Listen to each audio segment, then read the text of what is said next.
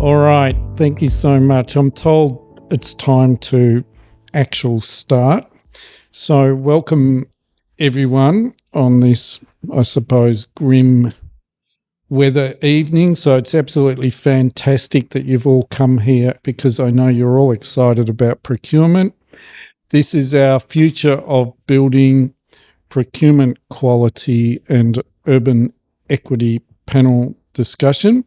I'd like to begin with the welcome to country, but my name is Dr. Peter Racebeck. I'm the Associate Professor of Architectural Practice and I teach and research in the Melbourne School of Design here at the Faculty of Architecture, Planning and Building.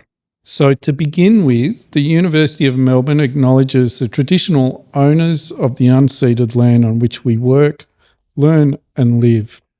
Wurundjeri, Woiwurrung and Bunurong peoples of the Kulin Nation. At the university, we recognise the unique place held by Aboriginal and Torres Strait Islander peoples as the original owners and custodians of the lands, waterways and indeed skies across the Australian continent, with histories of continuous connection dating back more than 60,000 years. We pay respect to elders past, present and future and acknowledge the importance of Indigenous knowledge in the university. So, thank you so much. Now, a brief overview and then I will introduce the panel and then the panel will start their discussion at the end of which there'll be questions from the audience. So again, thank you all for coming along tonight. I think it's great for us to see so many people interested in our continuing and collaborative discussion about Victoria's design and construction sector. Our aim tonight and going into 2024 is to bring together and harness the ideas of leading thinkers and leading practitioners from business, government, community and academia. Our last event was in July. I would like to thank my co-collaborators, Paul Viney, who's Victorian Tasmanian President of the Association of Consulting Architects, Peter Lockett, our strategic advisor, who unfortunately cannot be with us tonight. But Peter has really done so much to help mentor us and guide us through this process and to really make this an independent forum where these issues can be discussed. And of course, my esteemed and fabulous colleague, Kirsten Day, who pretty much led the last one because I was away overseas in another country that shall remain nameless. And of course, not to mention the MSD events team. Kirsten Day and myself are determined to build an independent space for thought leadership and policy perspectives. Our aim is to promote excellence and innovation in Victoria's design and construction sector, and we'll continue to do that next year in 2024. But a little bit of an overview. I think for many of us, we stand at a particularly fluid point in time. Globally, the COP28 is about the Conference of Parties about to start in Dubai. Since our last event in July, there has been a lot going on nationally, particularly the National Housing Accord, which sets out an ambition to build 1 million new, well-located homes over 5 years, starting from 2024. More locally, by that I mean in this building, last week we had the Retrofit Symposium, which was held here and organised by Professor Sarah Bell of our Retrofit Lab and our group Melbourne Connected Cities. And that was based on the premise that retrofitting buildings and infrastructure reduces carbon emissions, and it's certainly something that we should all be thinking about. And next week, Kirsten and I are both very busy, we are leading our Ablest Cities Symposium the day after the International Day of Disability. I think with all of the above in mind in our sector, procurement stands as the proverbial elephant in the room. And I hope you bear with me because here comes some elephant analogies and metaphors. And maybe, just maybe, this solid elephant will help guide us. It will be something to grab onto by the ears, or even, dare I say it, I know you're all thinking it, the tail. Getting us through the fluid conjunction of events that flow each day through our social media feeds, our Insta stories and LinkedIns. I think, and I suspect, procurement is one of those elephants we all love to think about. We all love to think we know from our individual perspectives of expertise how we might define this elephant, and indeed what good procurement is. So this panel tonight will explore this particular elephant, and I think, like all elephants, procurement policy, maybe it is slow moving, maybe it does have various moving parts, and it's seemingly large. But as we know, and here's the analogy, when elephants stampede in one direction, there is trouble. So let's depart from the analogy a little bit. I think that's the end of the analogy. I've got a few laughs from it. And ask some more critical and direct questions. What are the critical implications of procurement policy, given the pressing need to rapidly build housing, invest in social infrastructure, and enhance the resilience of our cities? How can we deal with procurement strategically in terms of finance, contracts, pricing of risk, briefing, regulation, design, coordination, documentation, construction, and delivery? And with all these moving parts, what are the best delivery tactics? Where should we demarcate between procurement strategy and policy and an industry and the tactics that we need for foster competition, innovation, and future resilience? So with that overview, I'd like to introduce you to the panel. I think, does this mean everyone is just coming up one by one, like a game show? Maybe the entire panel should go up before we want to avoid the come on down trope. Thank you so much. At the other end, we have our moderator, the esteemed Norman Day, who worked with Robin Boyd and Frederick Romberg before establishing his own practice, which now operates and has operates in Melbourne, Asia and the Pacific region. He is a board member of Architects Without Frontiers, has written and commented extensively on architecture, and was awarded an honorary Doctorate of Architecture by RMIT University in 2004. Next to him is Adam Kiekebosch, Regional Director of Aspect Studios. Adam brings over 2 decades of experience and a history of leading large interdisciplinary design studios and project teams across the globe. His experience spans multiple and diverse typologies, and more recently his focus has been upon significant integrated transport projects such as Melbourne's level crossing removal program, yay Adam, where he has driven landscape-led approaches to the delivery of these transformational city-shaping projects. Adam applies a systems-based approach to design, firmly grounded in the natural and cultural context of the site. Next to Adam is Sarah Slattery, Chief Executive Officer of Slattery. Slattery is a property and construction advisory firm specialising in early phase advisory, quantity surveying and carbon accounting. Founded in 1976, Slattery's sector experience spans arts and culture, commercial education, health and research, residential and transport infrastructure. Slattery is committed to knowledge leadership, reconciliation, sustainability, and achieving great outcomes for communities through the built environment. Sarah is also a board member on ACIF, or is it ACIF, the Australian Construction Industry Forum, and also a board member of Uniting, a large not-for-profit developer. Thank you. And then we have the wonderful Wendy Poulton.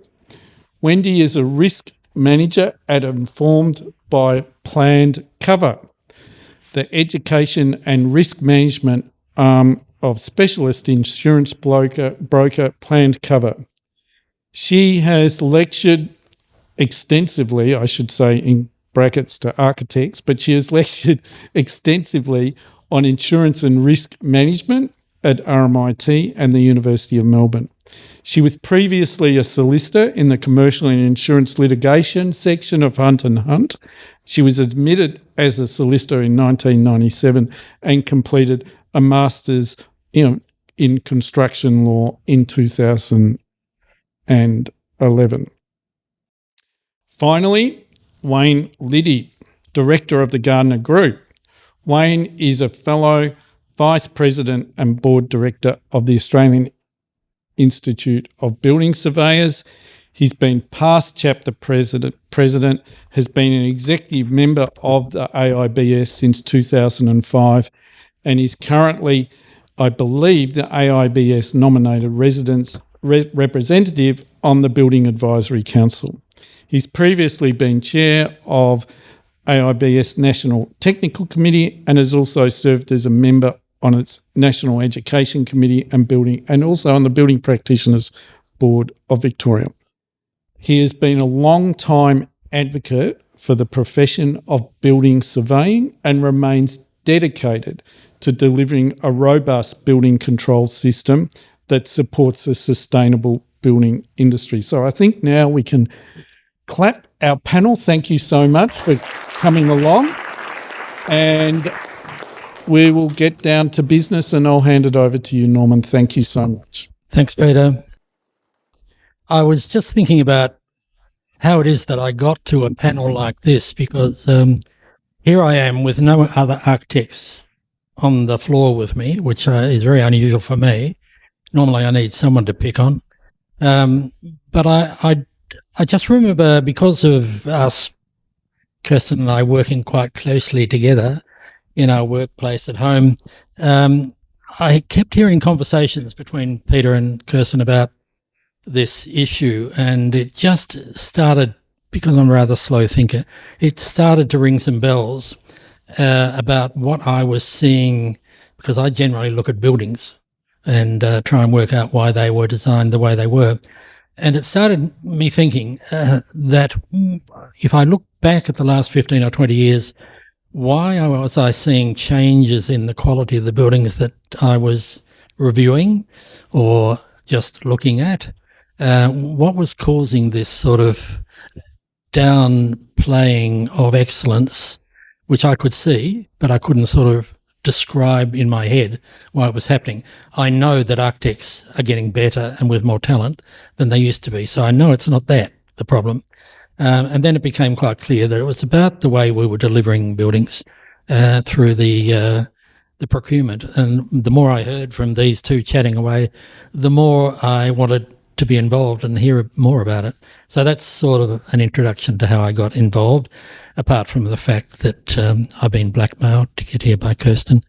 But I think it's a really interesting issue, and it's amazing how these insinuating changes in our culture can have real impact on the built environment, the constructed environment, I should say, given that we have more than just architects involved here. So we'll try and investigate that. That was the plan.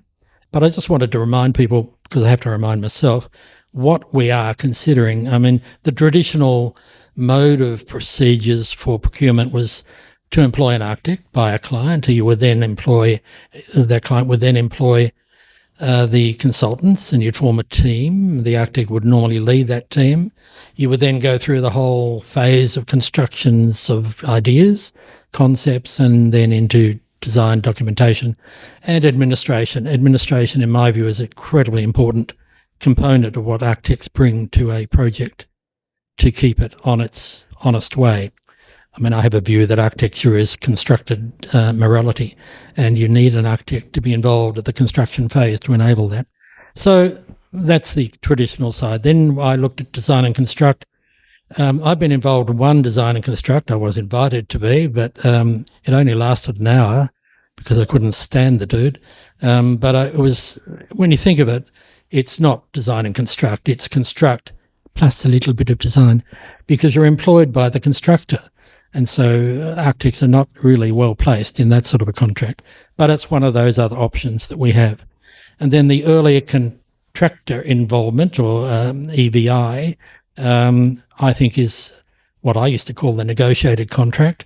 The majority of our work was done with that in mind, certainly the smaller work, where we'd get a builder in quite early and have them negotiate with us and the other consultants towards an end product, and then go into the end product. Unfortunately, I mean, for that process to happen, you need to have a client who's resilient and willing to accept your advice that you can trust this builder, because you're not going to get a competitive tender, you're going to get one that's negotiated. But that's a traditional way of doing things, or semi-traditional. It also means that the architect gets to administer the contract. And then alliancing, I'm reminded of alliancing. I used to speak to Steve Ashton of Ashton Rackett McDougall about what they did at the Museum of Australia. And that was an allianced contract. And I remember Steve just throwing a whole lot of numbers at me, dollars, because it's a very different way of operating. But it was effectively, well, Steve thought it was pretty good in that case. But it does alter the tensions. I think if the team is a good team, then you'll get somewhere.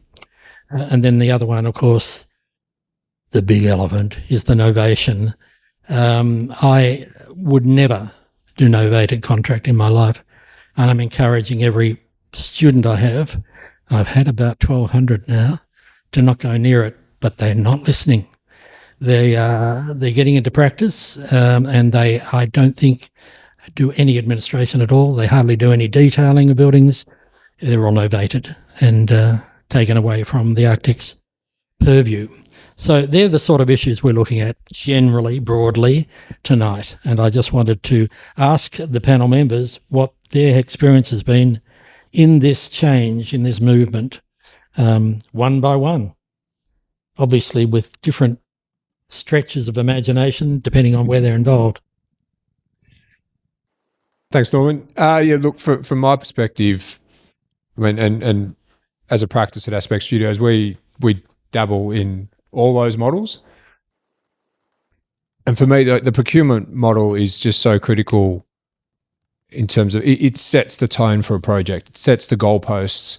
It sets how much room there is for agility through a project delivery process, the room for innovation, whether it's program-driven, cost-driven, benefit and legacy-driven. All of those things are really dependent upon the environment into which the collective team steps to deliver a project.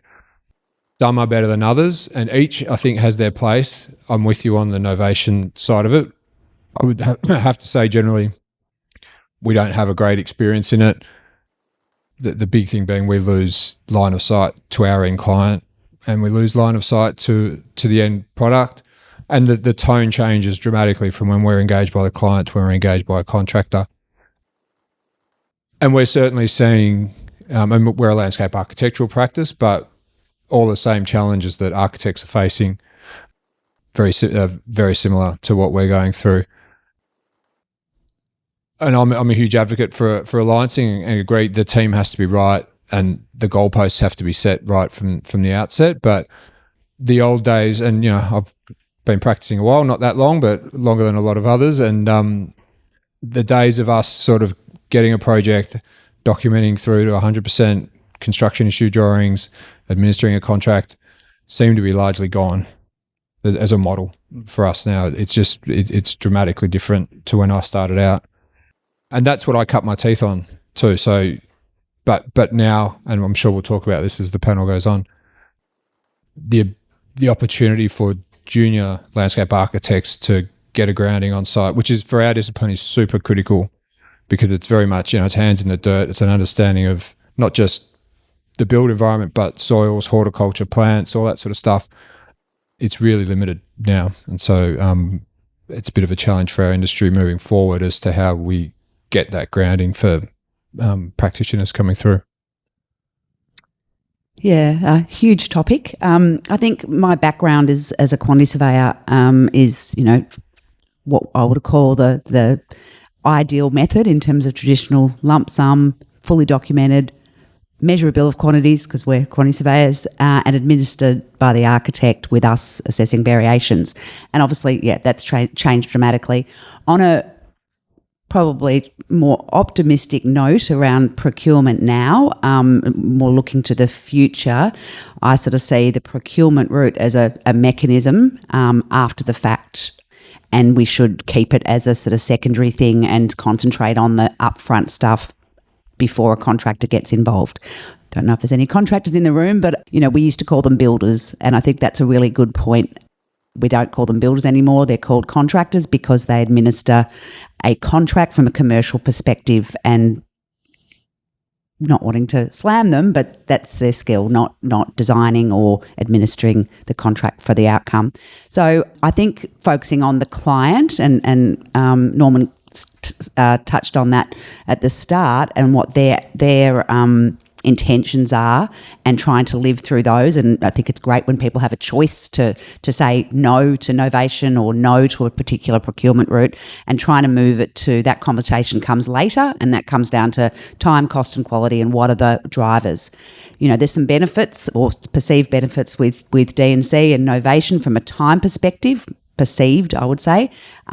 Even from a cost perspective, I don't necessarily agree with that, because I think cost is broader than capital cost. So I'm definitely for traditional procurement, but we've got to work out ways of doing that more effectively to align with our clients' requirements. My window on procurement models is through contracts, because I work for Plan Cover, which is the insurance broker that is allied to associations like the Institute of Architects and Consult Australia. And one of the add-on benefits they provide for insured clients is a contract review service. And I'm only mentioning that because it gives us data, and the data is relevant. Out of the contracts that are sent to our review service over the last, I looked at 2017 to today, about 40% of those provide for novation.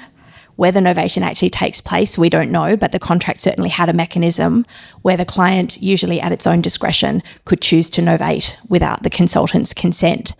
The remaining 60%, mostly traditional, that is construct only, and often with the architect being the administrator of the construction contract.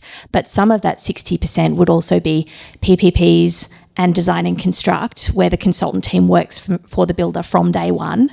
Some of them would also be alliances, but for the majority, traditional. So quite a lot of the commercial and government sector is not, as just to echo what others have already said, our data shows that it's very much waning, the traditional model. In terms of success of that model, at the end of the project, when the contract's being signed, you can't really measure success. So I don't have data particularly on that.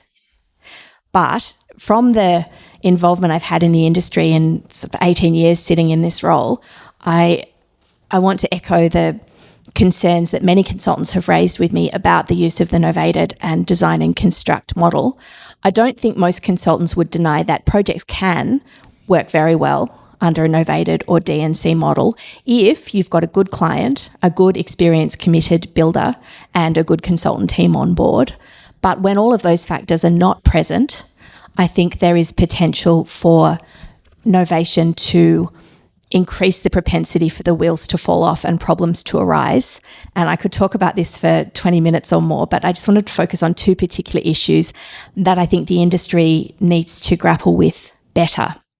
The first is, again, not on all projects, but on some projects, novation can be followed by a massive raft of substitution and change requests. And one thing the industry is not addressing is who is checking all of those. I think the industry would like to think the consultant team are doing it, but I don't think anyone's looking at who's paying for that time. Was it included in the fee? Is the builder paying for it? So is it being done? By what process is it being done, and who's paying for it? The other problem I wanted to touch on is what I see as a separation between liability and control. And what I mean by that is after novation has taken place, often, perhaps usually, the administrator of the design and construct contract will be a project manager, whereas the design team will continue in a design-focused role. So it's the project manager who has control over the builder's choices and the quality of construction work. And yet, at the end of construction, as those of you who work on these projects will know, the consultants will very often be asked to sign a certificate saying that the building work had no defects, complied with all codes and standards, and met all of the principles requirements. It's the design team who are asked to sign that certificate generally, not the project manager. So that's my concern, the separation between who's wearing the risk and who's actually got the control and the ability to influence the quality of building. So I guess the positive message from that is I like to think it's something that the industry can look at and manage better. I'm a building surveyor, so we're at the bottom. We have to pick up the pieces, but fortunately, January 2021, a law was passed that we can no longer be novated.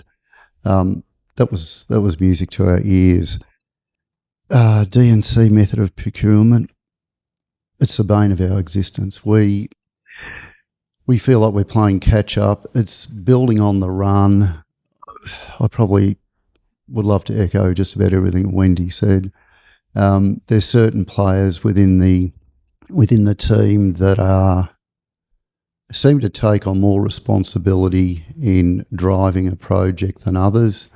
And I'm not going to mention who they are, but Wendy did. Second word in that is managers. But I think I think we have to understand that there's a place for it. But what I've experienced over many years is that only few, and Sarah, I call them builders still, not contractors. We still call them builders, but only few builders can actually execute D&C. I've got experience. I'm having an experience now with a couple of tier one builders, and would have to be one of them is a national company, and it would be the worst execution of D&C I've ever seen, to the point where our firm very rarely issues enforcement action on projects, and I think we're up to about the fourth building notice, some stop work orders. It's unheard of, but this is a dilemma that we're facing. And I think what we believe is that there probably needs to be some controls around the execution and the entity that is actually building, because not all builders can do it. Thanks. Just Wendy, can we just go back to where you were in terms of responsibilities? I know every year I have to pay my PI insurance, and it hurts, but I know it's good. But are other people involved in this process, are they covered by PI insurance for the same reasons that we are? Some are, some aren't. Architects, as probably most of you know, can't practice architecture without having professional indemnity insurance. Is the same true for building surveyors? I would venture probably yes. And quantity surveyors. And I don't know where engineers are. They've got a new registration scheme that's just starting to kick in. Yep. So most of the consultants, yes. D&C builders, my understanding is there's no statutory requirement for them to have it. Clients will often make it a contractual requirement that they should have design and construct insurance. But that covers their liability for design. Generally speaking, you can't get insurance to cover bad building work because, who would put their money behind that? You just couldn't cover the claims. So some parties are insured, others are not. Which means we're the ones left up standing, aren't we?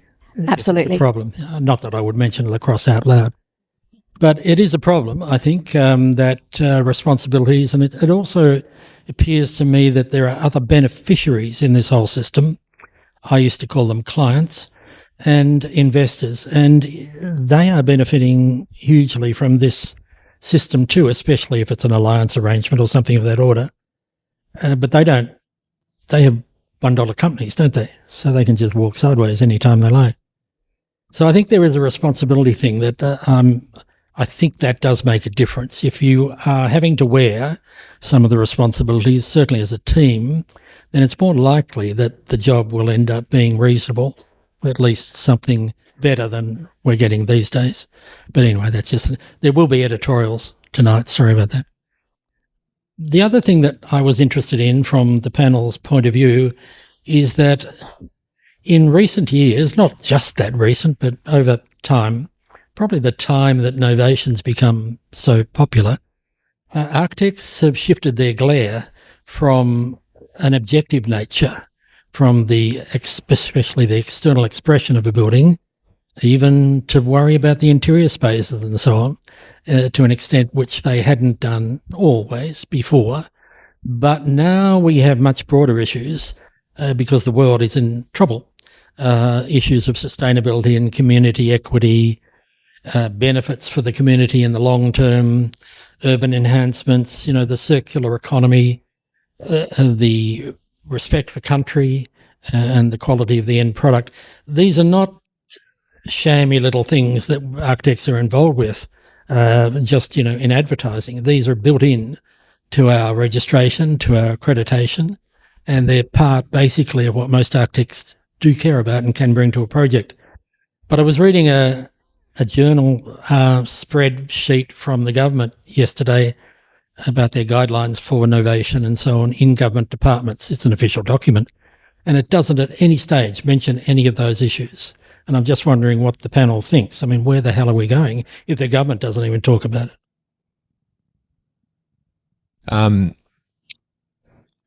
Again, I'll reflect on where I've spent the majority of the last sort of 3 or 4 years, which is in alliance models. And this is one space where I think the alliance model actually shines. And, if we think it in the context of, let's call them big government-led multidisciplinary projects, level crossing removal project as an example, ostensibly it's a project about transport efficiency and public safety, but there's a whole bunch of other legacy benefits that actually, in my mind, surpass that core purpose for which the projects start out. And there's only a few project models, delivery models, which could actually give the space for those benefits to be realised. And the alliance model is one, and it's been honed over the course of a number of projects now. There's 4 program alliances that are all working simultaneously. The work's divvied up.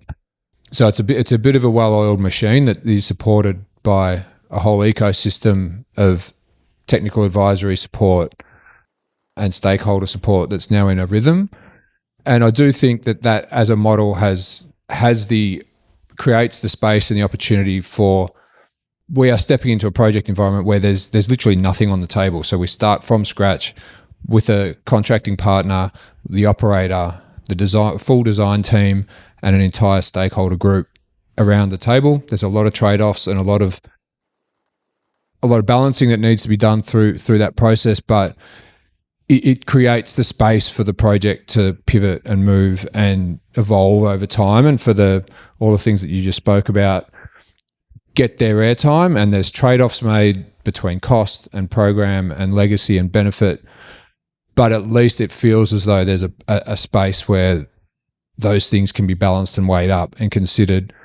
We don't always agree as designers with the outcomes and the decisions that are made, but you do at least feel like there's been due process through that model to actually consider all of that.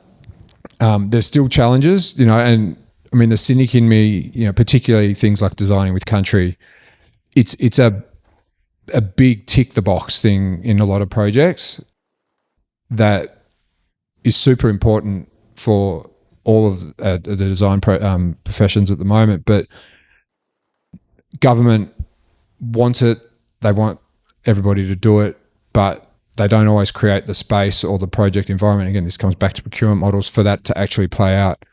The Indigenous community are trying to catch up and get up to speed. They're not set up to help service this sort of stuff. And that's where we need to think really carefully about models that give time and space for that stuff to play out, because it can't be done quickly.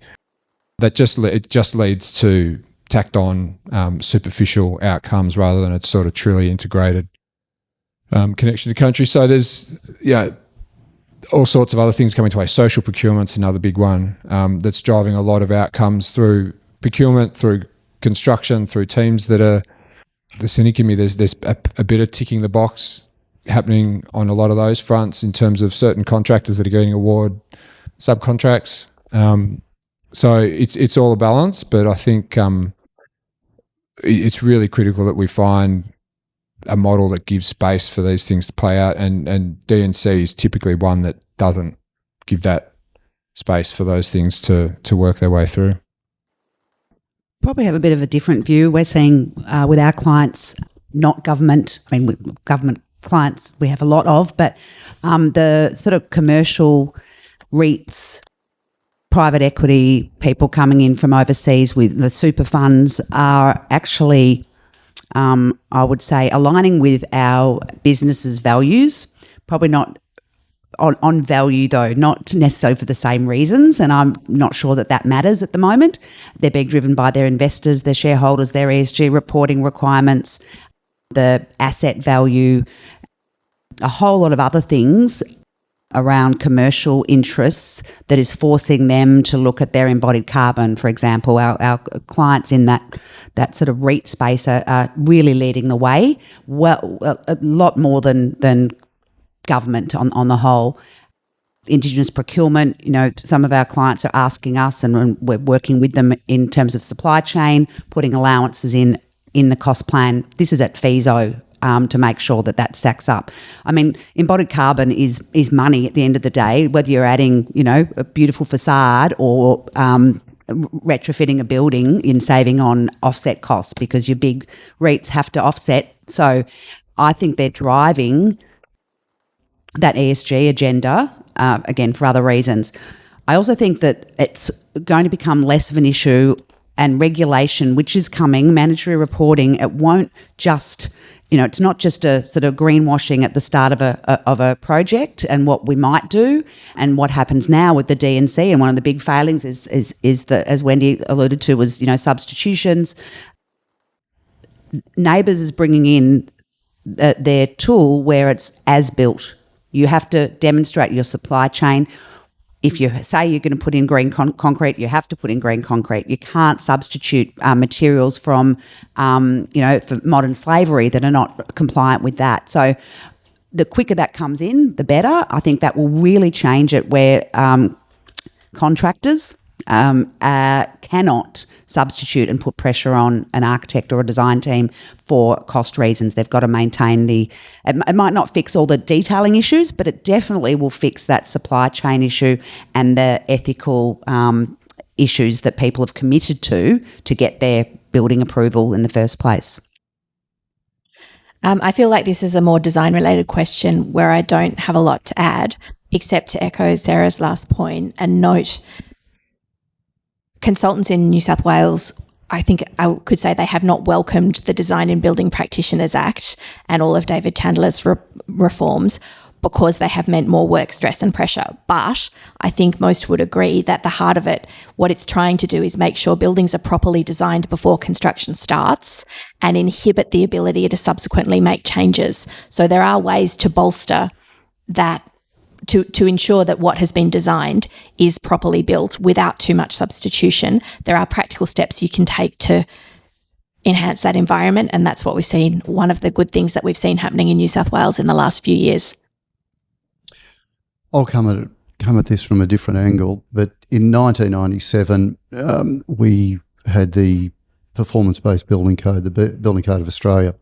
It's performance-based, so it should be driving innovation. And here's a building surveyor talking about architecture, but the one thing that we notice is that there's an absolute lack of innovation in these projects, and It's just build on the run.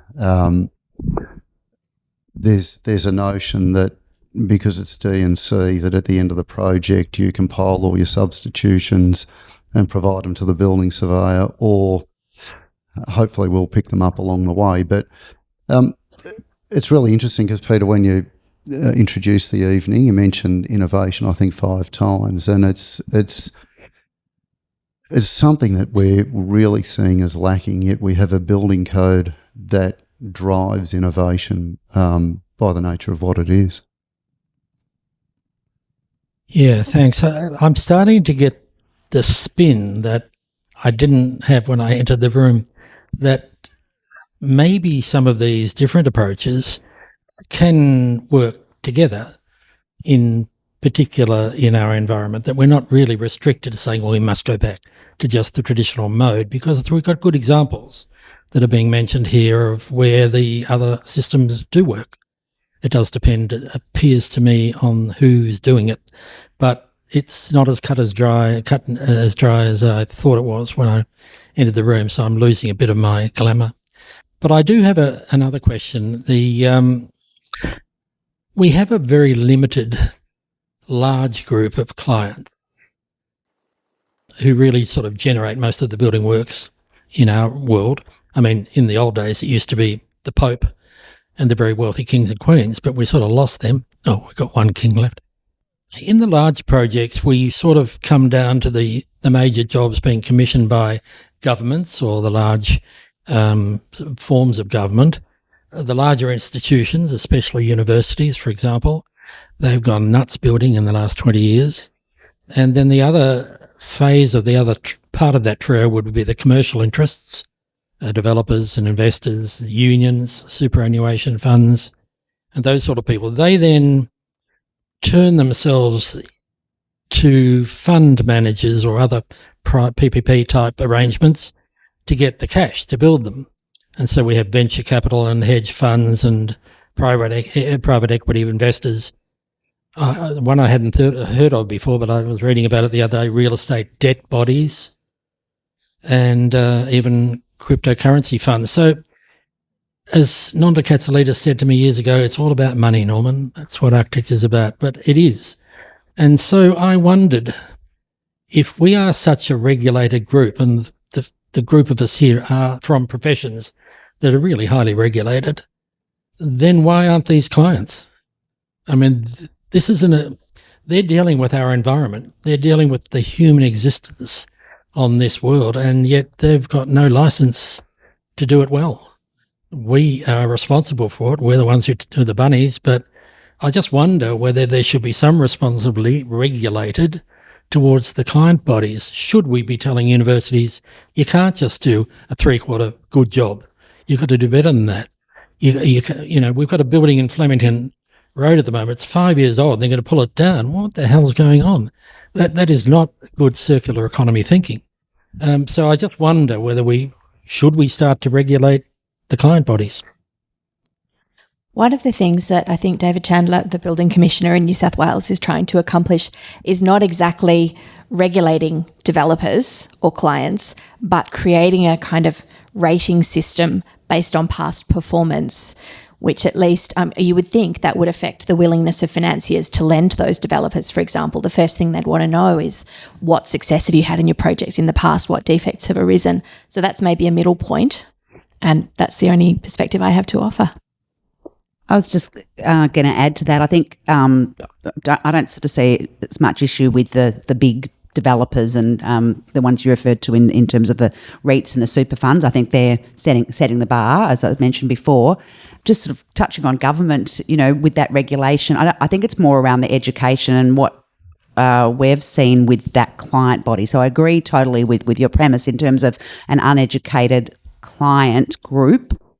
And that comes back to procurement of consultants the whole way through. So you're having people make decisions, and I'll just give you an example. I can't remember what it used to be called, but it was like the tender code or the guide to good procurement that we were obliged to follow professionally as quantity surveyors, and the whole industry followed, with things as minor as don't close a tender on a Friday, don't close a tender on a Monday because the builder will need to work all weekend, and the subbies as well. Don't put it out at Christmas. Some really sort of basic common sense things to get a good result, but also to ensure a fair process. We have clients in government that now ask us for a BAFO, best and final offer, when we've tendered it. There's been no change to scope, and 2 weeks later they send us out a letter saying, could you provide a BAFO? That is so against every guide and procurement principle in a fair process. It's setting it up for collusion, a whole lot of other things. More, take a guess at whether you should discount or not with no change in information. So I think the people making those procurement decisions in government and obviously developers can at the moment do what they want, and that's fine. I think it's a long way before we'll regulate who they hire to make those decisions. But in government, you know, people need to be from professions probably, and that's what used to happen. You'd have people making the decisions that understood the scope of work and would follow a code. I think just the last point there is the old Public Works Department, where people were trained in architecture and quantity surveying and engineering through the government. They worked for the government and went through a rigorous process. You know, I think there's an argument to actually having that kind of public resource, that you've got better people for education. So I'm probably not looking at it from regulation so much as just, you know, the client bodies in government need to be more informed. It's my view. Yeah, that's all resonates. I don't know how many tenders have landed sort of week before Christmas. And I know there's a lot of work being done to advocate for things like that. But I completely agree with you there, Sarah. It's in terms of the level of knowledge within a lot of client bodies it has a huge impact on project outcome. Often design and procurement are completely siloed in a client. So we'll have a design team who are going down one path, and then there's rigid procurement policy on another side that can completely derail a process. There's one of the biggest projects in Victoria at the moment, which I won't name. The design team that designed the winning tender for that project were turfed out before the project even kicked off, and it went to the cheapest bidder, basically, which just goes against, it's nuts. And there's a huge investment from the private sector consulting firms in these projects on bids. We're often running at cost or below cost to just in a competitive bid environment, and you do rely on winning and success fees to keep, to recoup that cash. So it has those sorts of practices have huge impact on, and they're not controlled. Like it's staggering. That's not the only instance I'm aware of. Like it seems to be, and it's a worrying trend for me, that it's happening more and more. We have clients effectively holding a gun to our head saying, well, we'll go somewhere else. When you've invested a hell of a lot to get a project to a point. So that's key. And I think, as I said, procurement policy within client organisations can be really destructive and lead down paths that start to derail a path that a project is on, and really erode the ability to actually deliver the legacy that everybody, including the client itself, set out to deliver.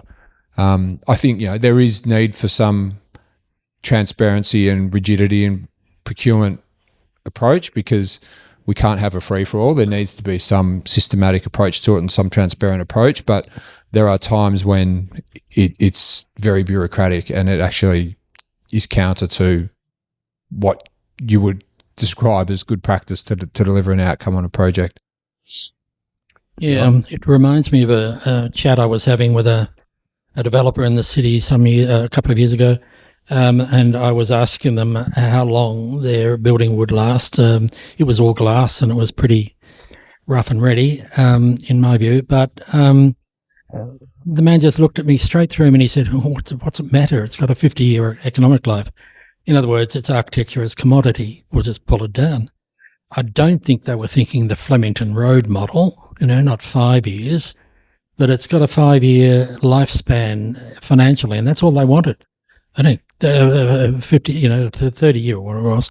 And so they didn't care whether the glass fell out. It was irrelevant.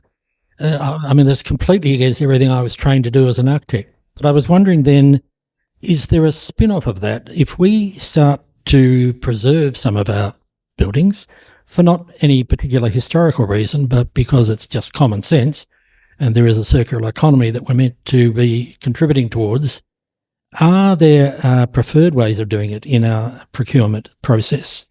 Is there a preferred procurement process that would assist in recycling and refitting and retrofitting buildings? Well, yes, I think it's looking at that first up, and there should be always an assessment of why can't we keep it as the premise. Where our Melbourne office is in the Queen and Collins Tower, GPT sort of reimagined that a couple of years ago. It's a beautiful building, maybe not architecturally, but it's the existing building from the, you would probably know, Norman, 70s, I think, or early 80s maybe. But the carbon that was saved, and obviously we're carbon planners and we help GPT with that, was 500 GWP a square metre, which is something like, Wendy from our team probably knows, but it's a huge amount. I think it's 215,000 flights to and from Sydney to just keep that building. And it's just been done so beautifully under a D&C, probably novated, but the client's vision... When I say vision, it was commercial at the end of the day because they GPT offset their carbon. So I don't know if that's really answering your question. So I think it can be done well when the client is committed, and I don't think it matters whether that's for altruistic reasons and design or and circular economy, or for commercial reasons to meet their investors. Yeah, I think you're right, Sarah. If the client's committed, I'm working on a project now. It's a significant building in Richmond, very, very old, and they're wanting to maintain much of the internal heritage. And the end result will be a building that will have, it's going to be constructed so it will have multiple uses. So rather than setting out from the start saying it's going to be this, it's going to be that, and from a Building Code of Australia point of view, we allocate the classification.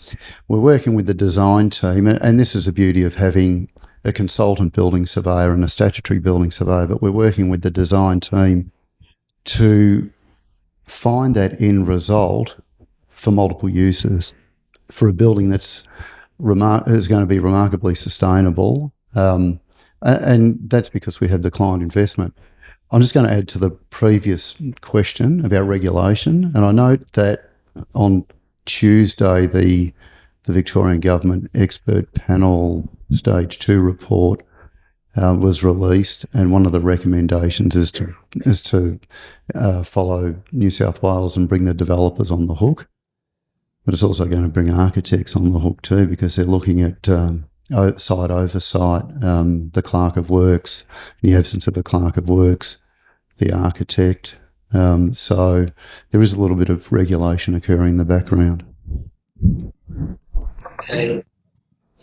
Just a very quick one to add. I think another, and this is through some experience we've had, is the risk appetite for some out of the box thinking, particularly with like adaptive reuse or reusing materials for other purposes, is sometimes a bit of a hindrance to this. And I guess this talks to the risk environment that we're in at the moment. You know, going to a structural engineer saying, hey, I want to take that gantry and I want to repurpose it and use it for this. Can you give me a footing design for it? Or, you know, like, so there's a whole other plethora of things that start to drive fear into consultants in terms of actually being a bit bullish and taking on some challenges and really thinking out of the box. That is, I think, a direct result of just, you know, risk being passed down the chain to all of us who are sitting there delivering. And we, you know, I guess that's stuff that we can control when we're talking about the detailing and design of things. But yeah, it's that I can reel off a few instances of things like that where we've had ideas to, you know, be a little bit more sustainable and reuse material that would otherwise be thrown into landfill. And it's hard to get it over the line because the risk appetite isn't there to take on something that's not normal. Okay, look, we're going to move to the panel, to the audience for questions in a minute. There's just one more issue that I wanted to touch on briefly, but I'd like to get the panel's point of view. One of our organisers in this particular symposium, I won't call her Kirsten because that's her name, deals with the ARBB registration of architects and examining young people coming through. And what's happening, we've noticed, is that although they get the education at university level in professional practice subjects, Peter and Kirsten do, once they get into practice, and they need to be in practice before they can go for registration, they're not getting any of that experience. They're losing all those skills because most of them are working in practices which are D&C or novated based. So there's just no traditional on-site work required. So when they get to the exam, they just don't have the experience. So I wonder if these things that we're talking about now represent a de-skilling of this group of people coming through as younger architects. To maybe put some numbers on that, as of about 10, 12 years ago, I was aware of one practice in Melbourne that was doing sort of 90 to 100% of their projects as design and construct or novation. But now I think most of the very large practices in Melbourne who are architects would be doing over 90% design and construct or novation. So that's just to put a quantity on the very significant amount of young consultants who are not being exposed to traditional procurement and are not picking up the skills that they would pick up if they were administering building contracts. Yeah, I feel it's common across the whole industry and all professions. I mean, and a lot of it, I don't think it's necessarily about the procurement method. It's about automation, shortages of professionals.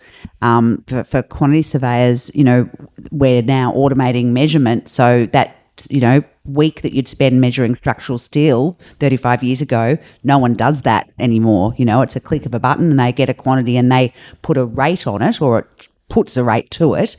And, our whole workforce is having to more interpret data and advise clients than actually understand the details.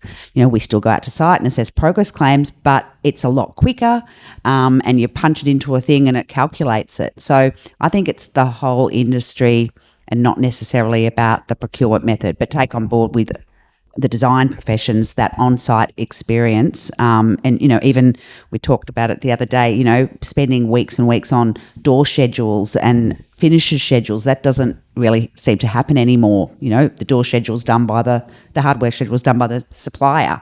So people don't even understand how a door goes together. So, yeah, I think it's a big issue. Yeah, I mean, I'm actually a huge advocate for the right kind of engagement with builders, contractors. There's a lot juniors can learn from people who put stuff together on site. There's only so much you can teach in a university. Some models facilitate that better than others. But and again, if we're only taking design through to 80% and then we're sitting there answering RFIs for the balance of the 20, that's not learning. But working hand in hand with early contractor involvement, sitting down over the drawings, how are you going to build this? How do we design it to be more efficient? That's got real value. And I think it comes down to the model and the way in which the team actually work, the way in which the client facilitates, sets the project up for success to allow a properly integrated design and construct process. There's a lot of mutual learning that can happen if it's done really well, but it's typically not. I agree. Definitely, finding practitioners who really experienced on site, we refer to them as the grey hairs, because that's literally where they're at now. Like there's okay, yeah, but it is. But they are super important, and we're looking at our own practice now, going, okay, we are actually the training ground for our future profession. Like we're thinking of ourselves as a teaching organisation now because we need to teach it internally. Can I just add to that as well? It's not just the consultants, there's also the contractors or builders. It used to be people would have people on the tools, apprentices in-house. Now it's all subcontracted out, and that's the contractor model. So the builders are not actually skilled either to the level they used to be. So I think it's an important point. Yeah, look, we've got a situation where we have a shortage, a chronic shortage in trying to attract building surveyors into Victoria, into Australia. I think the level of education certainly hasn't diminished, but if I can relate it to the topic of tonight and D&C, in our practice and the level of project we work on, to issue a building permit is taking, it's tenfold from what it took 5 years ago. And that's partly because we've got a performance-based building code, but also, the tsunami of RFIs, A-Connects, but also the result of that is there's a lack of mentoring. It's a fact of life, and unless you look into your own environment and structure it accordingly, yes, you can. It is a result of potentially the procurement method, but you've also got to take the responsibility to provide that mentoring and look out for the future. And I mean, we've even started looking at graduate programs and things like that. And if you don't do it, if you can do it, it's going to be an advantage. Can I add, just to be able to add something positive, which I'm rarely able to do, one good trend that I have observed is for a long time on novated projects, the contract would say pretty much the architect will come on site once per month, do an inspection, and then sign a certificate saying the building work is good.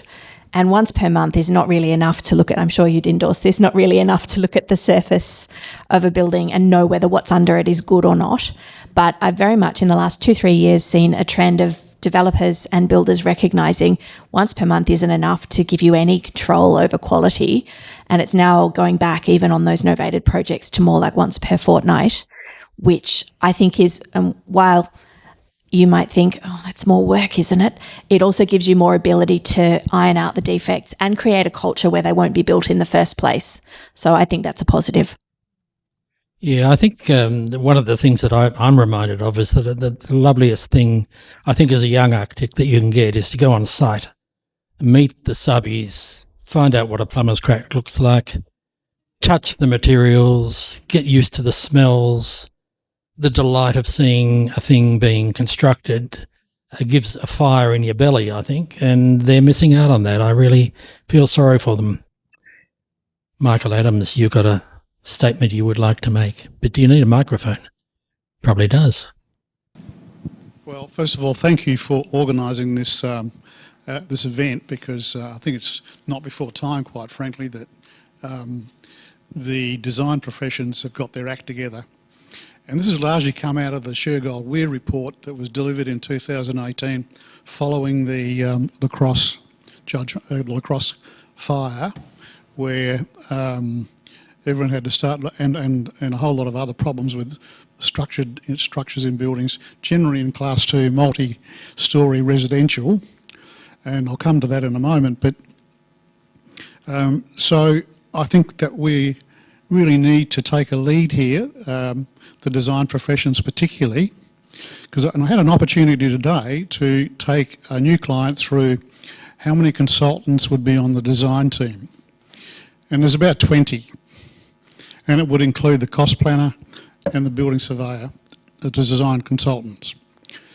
Because you don't want to go down the track of designing and then having to fix it when the structural engineer gets ahead of the architect and they've got to rework dimensions, etc. Now, everyone knows what happens there. It's the design team that carries the cost of that. But I would say that this is an opportunity, quite frankly, for the design professions to have a good collaboration as to how they want to deliver the buildings under a procurement model, which they can promote.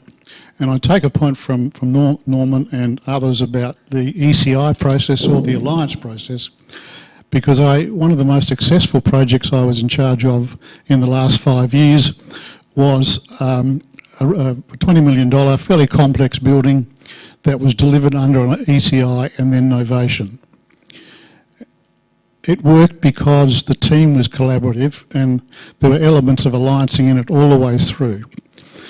There were 8 variations on the project, on the $20 million project, 8 variations, 2 of which were latent conditions that hadn't been foreseen. So that's probably the one that's worked. I mean, I thought I'd seen just about every wrong-headed procurement model ever, because I've been practicing for 50 years on major projects. But people keep coming up with a different way of doing it. You know, there's no sort of model.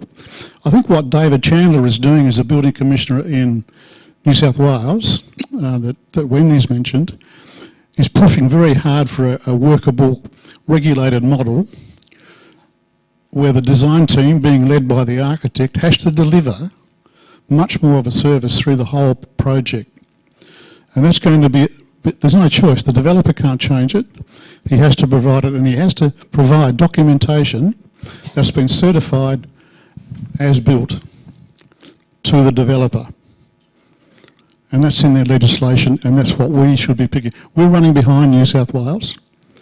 Bronwyn Weir was in the press last week commenting on the closure of a big residential site in Perth, which from the photograph looked about a $100 million residential mixed use. The union shut it down because of failures in engineering. You aware of that one, Wendy? Anyway, Bronwyn came out and said, this is all going too slow. You know, we should be much further ahead in implementing the recommendations of the Shergold Weir report. So I just thank everyone here. I mean, it's all good stuff that we need to start looking at. But if there's one model that I think works, it's the ECI hybrid, which allows you to complete as much as you need to be satisfied that you're going to get what you want. And you may not even novate. So that's a good model, I think, and it has elements of alliancing in it as well, because it requires the team to be working together. So I don't really have any questions other than to say... Thank you, Michael. That's what I was hoping to drag out of you. But we have another option. I got a note from Paul Piney this morning about a paper that you'd seen that was very critical of some of this system, but didn't get much airplay. Thanks for that question. Look, after the BER, there was a federal government did an investigation into the delivery models that we used throughout Australia, and it covered the managing contractor, the D&C, the traditional delivery process, and it worked on a basis of determining a value for money principle. How much did they get in square meterage for outcomes of the project? And it worked out that the traditional model was 40% more or greater value for money deemed under this report than the managing contractor model that was used in New South Wales. So it actually demonstrated that there was significant benefits. And again, I want to take on board that it does vary depending upon the nature of the project type. This was a specific project type and value in the education field. But under that model, we were getting 40% better value by traditional architect-led, tendered, or documented and then tendered and administered projects. And yet the same projects we're doing now in Victoria, we're running a combination of some traditional, but a lot are now led through project management, a lot are led through D&C processes. So here we have what was the largest study that I'm aware of that's been done on the building industry and delivery models, and it just got pushed under the table. It got no airplay at all. Can I make a comment to that, Norman? Yep. Yeah, and just with the building confidence report, the Shergold Weir report. So what's been implemented since, and the same with the report you referenced, Paul, nothing. But I think what has occurred, and in particular the building with the Shergold Weir report, is that it's brought the conversation to the table, and it's brought the conversation to the table by the professions, which has never been there. We can't wait for government. Government hasn't acted on either of those reports. Chandler in New South Wales is pushing hard, and he has had the support of the previous government. Where it goes from here, we don't know. But they're also catching up. They're a long way. They started a long way behind Victoria, but I just think there's always been a fair amount of cynicism by government towards professional bodies. But I think now, and if you look at the result of the Grenfell Towers, what's occurred over in the UK is that it's the professional bodies that are leading the way out, and I think in Australia now we've got the conversation on the table, and it's up to all of us here to continue to push it along, because if we wait for government, nothing's going to happen. Can't help but agree with that. Right, let's open it up to the audience. Has anyone got anything they would like to bring to the table or put on the floor or sit up on the ceiling? A question on sustainability.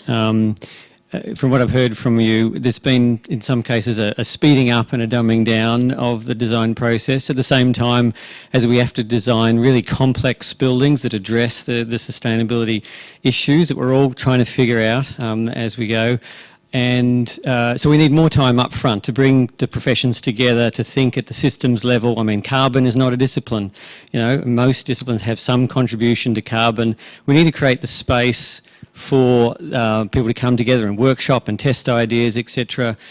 What's the opportunity to get that into the brief? Because I never see it, an integrated design process that says, look, this is how the team needs to work to be able to evolve these ideas.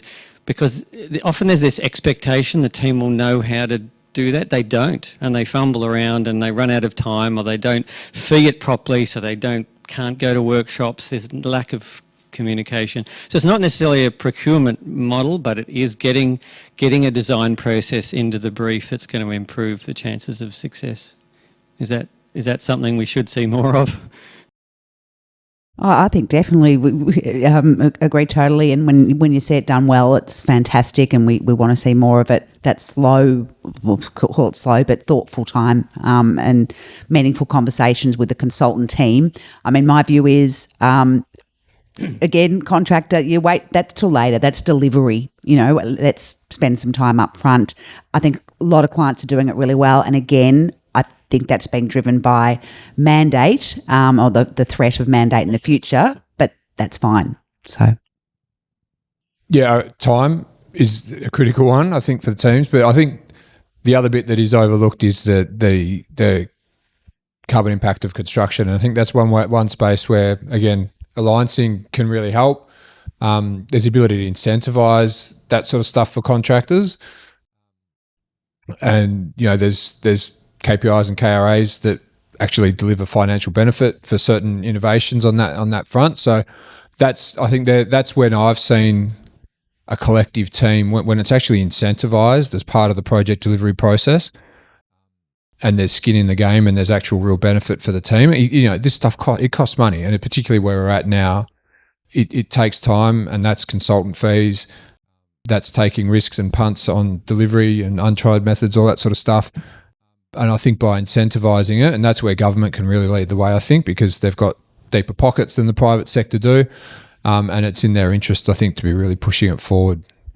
Can I just add to that? Sorry, I'm quite passionate about this. I think the brief is pre-contract. Sure, the contractor can add value at that pointy end, but some of these, for carbon in particular, it's got to be decided up front what's the vision for it. The way you reduce embodied carbon, or the biggest way, is keep the building there. And secondly, you know, in the footprint, and that's a planning stage. So, you know, doing an above ground car park as opposed to a basement saves half the carbon.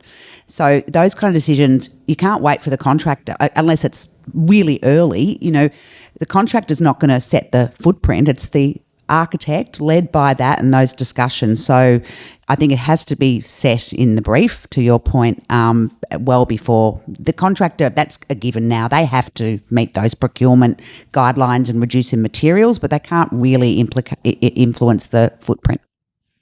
And substitutions is the other big one, you know, locally sourced material versus, you know, stuff that's chipped in. And that's what we see a lot, you know, we'll spec something. And that's another space where program critical, particularly over the last few years with material shortages, etc. We've seen a lot of substitutions where projects start out with the right intentions, and then ultimately we find out, you know, stone's being shipped in from China and rather than Western Vic. So that's been a real challenge, I think, for the industry as well. And that, again, that's where government can actually lead on government-led projects and potentially give a little bit of space for things to happen. Okay, any other query? Yes, we do. Anyway, please. Thank you for the presentation. I'm absolutely thrilled to hear all the topics that have been raised in this context, having just completed delivering planning and building sustainable cities down at the law school. And so, yes, it touches on all those elements around, circular economy, waste management, right through to sustainable procurement. So thank you very much for ticking all those boxes for me. But in that vein, I'd like to hear your views or perspectives on whether you think procurement is only part of the solution. As part of our course, we look at those multi-level and policy mixes that might be required at macro, meso, micro levels to not only get those outcomes that we need, but also in recognition that, particularly around sustainability, this is a long journey. And in the 10 years this course or the subject has been running, every year we keep seeing a new plethora of opportunities that come to pass where it's not necessarily about the regulatory or limited to the regulatory regime. It's actually about people wanting it. And that's across the board from the customer, consumer, right through to governments as a policy position that they want to embrace. Yeah, so the question is, are policy mixes probably part of the solution? Well, I think I can answer for all the governments of the world that if the people of the world require things to change, they can use their vote to make that change. It's an extremely big ship to turn around. We all know that. But if we don't start turning it now, what are we leaving the next generation? Nothing. So we have to do it. It's a dumb question in a way, isn't it? We've got to do it. End of story. Yeah. Any comments? I wonder if it's a question of finding ways to shift the focus of testing the quality of a building to a further out horizon, because construction contracts and projects generally are so focused on the immediate hurdles of finishing on time and containing in cost. And those, I'm not going to pretend those are not important. They are important, but it's such a challenge to shift everyone's perspective to, but how's the building going to perform in 30 years or 40 years' time? I didn't realise I thought New South Wales is an exemplar state, but I seem to keep mentioning it. Another thing that they have is a concept of property developers have to pay a bond on the new developments that they build. And I can't remember the exact details because I haven't looked at it for a while. They don't get all of that bond back. It's something like 3% of construction cost maybe until a certain milestone is reached. And I can't remember whether it's 2 years or 5 years, something like that after completion. And they don't get it back unless the building gets a sign-off that it's still performing at a quality level. So that, on a much more macro scale, looking at 40, 50-year horizons, maybe that's where you capture sustainability in a balance sheet, in a financial form where it actually has meaning for everyone. David Wagner. A question that's aimed at Wayne, being a very experienced building surveyor. A couple of issues. The introduction of the consultancy building surveyor coupled with the certifying building surveyor. How is that working from your perspective when we have a reduction in the number of building surveyors, but we have an increased requirement for their services? I'm also intrigued that where does the responsibility finish or start on that process? I've seen it. There's a bit of a gap between, and I don't think it's, from my perspective, has worked as well as it might have been, but what's your experience? The second is in regard to sustainability. I do wonder if the Section 29A needs to be expanded significantly to start looking at what's the real value in demolishing buildings and looking at adaptive reuse and the carbon value that's actually embodied within these buildings and materials, the energy, all of that, and that Section 29A becomes a much more complex array or assignment. So a couple of questions for you, Wayne. Thank you. Just a couple. Sure. I can start with the 29A. That's an antiquated, just a consent to demolish, and some restrictions around that. And that stems back from the church, the 100-year-old church in Mount Alexander Road, Murney Ponds or Ascot Vale, that was demolished because there's a malaise when you head into council to try and get anyone to tell you whether something needs a planning permit for demolition or not. So I think that can be, it's just a hangover, and you're quite right, and it needs an upgrade. consulting building surveyor versus or in conjunction with a relevant building surveyor is brilliant. It's gold. There's certain projects that we will request and probably won't. If a consultant building surveyor, if we're the relevant building surveyor and a consultant building surveyor is not on board, then we won't proceed.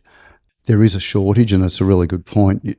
There is a chronic shortage, and part of the shortage has been exacerbated by the lack of appetite for many to issue building permits. Most people of my ilk don't issue permits anymore.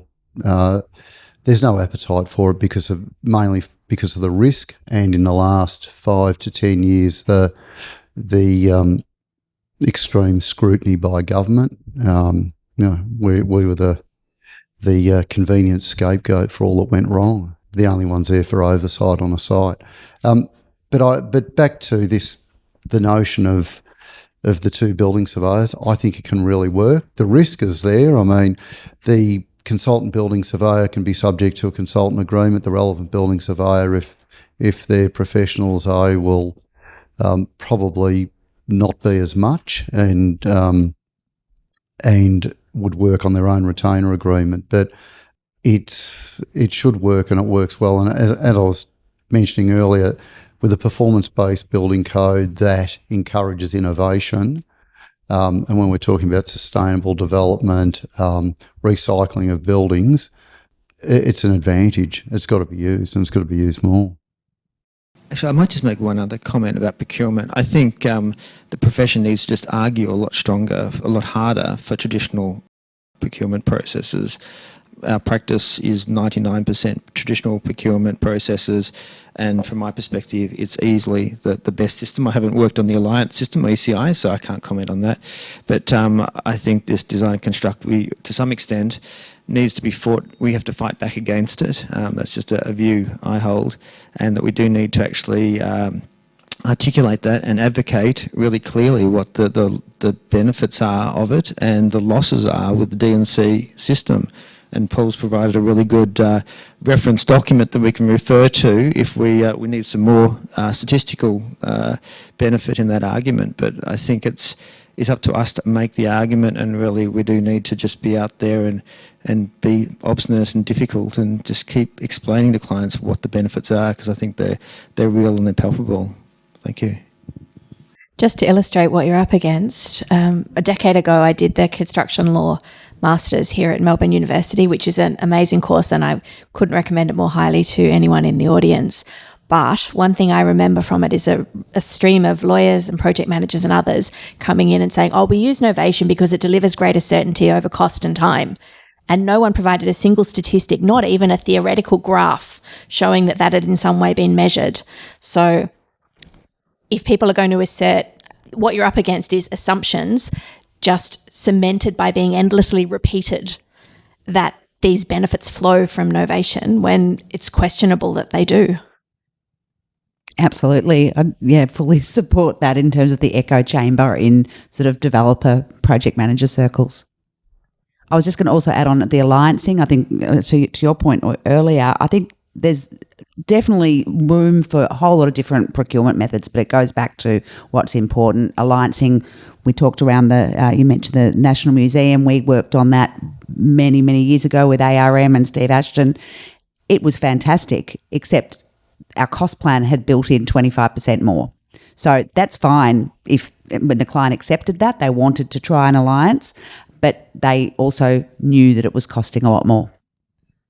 Yeah, that's definitely my experience is the tax that gets added on. I think the flip side of that, in terms of just a whole of life cycle cost, is a lot of the saving is in the front end, where traditional, and again I'm talking big infrastructure here, traditional procurement would be government appointed technical advisory team, reference design with blinkers on, not engaging with anybody, spending a whole lot of money on that, and then it goes out to market. We pick it up and go, okay, none of that works. We hit reset, go back to the drawing board.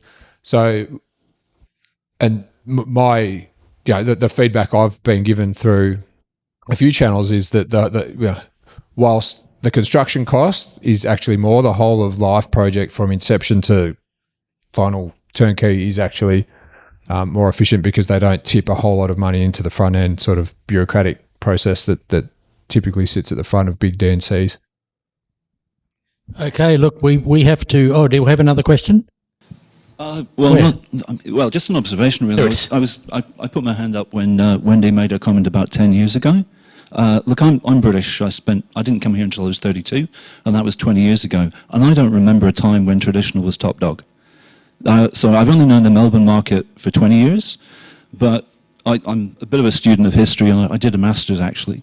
I had to go back to 1980 to the British Land Report to find a time when traditional was top dog. And very firmly, it was developers that led the charge. They didn't want it for the time and cost. So they haven't just been talking about, and I say they because I haven't been a developer myself for a few years, but they haven't just been talking about time and cost for 10 years. They've been talking about cost for 40 years. So if you want to go back to a time when architects and professionals had these skills to do things traditionally, they're just not there. So we've got to find a middle way. We've also got to address, with rare exceptions, and we've also got to address the fact that traditional was rejected for cause. There were good reasons why traditional procurement was rejected. And if we're going to talk quantity surveying, which is my discipline, traditional bills were ridiculously long-winded. And I don't think anybody would go back to that. And it's actually quite disturbing that the AIQS is talking about a return to bills at quantities, because you wouldn't go back to that. You'd go back to some kind of digital model. So there's an uncertainty and a lack of knowledge and education even around what these terms actually mean. Yeah, I think that's quite right, and I think that's why these sort of panels do help us get some of that floating around in the ether, so that we can have more discussion about it and more understanding of it. So I think we've achieved a bit of that tonight, anyway. Can I just respond on the bills? I agree totally with what you're saying. I suppose the points around bills and those tools, that we've got to take the good of that and adopt it to current. It's sort of a lot of that's been thrown out because of that unwieldiness and inefficiency, but there were some good reasons for that in having a level playing field and being able to administer the contract effectively. We've lost everything from that. And now they're a lot more efficient. You can press a button. My team will probably think that, and you get the quantities. So if you can use it, why not? So use Slatteries. They're very cheap. They just push a button. All right. All right, I think a round of applause for our panel. And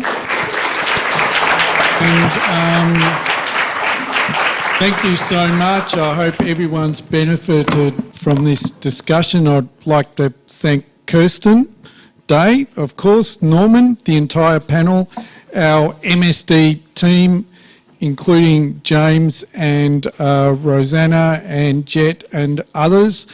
And we hope to see you again for another similar discussion in the new year. I think we might have to drag in some more contractors and we can talk about contract education. But I think the takeaway for me on this is, in a way, design professionals and design consultants, in many respects, we're all on the same page. We're all facing the same issues.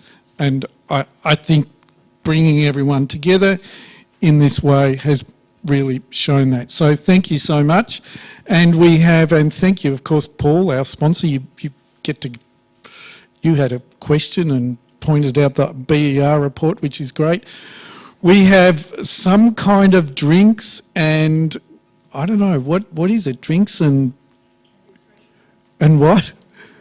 And refreshments, we call it, just outside the door to your right over there. So we'll see you all there. Do hang around, and thank you again, everyone.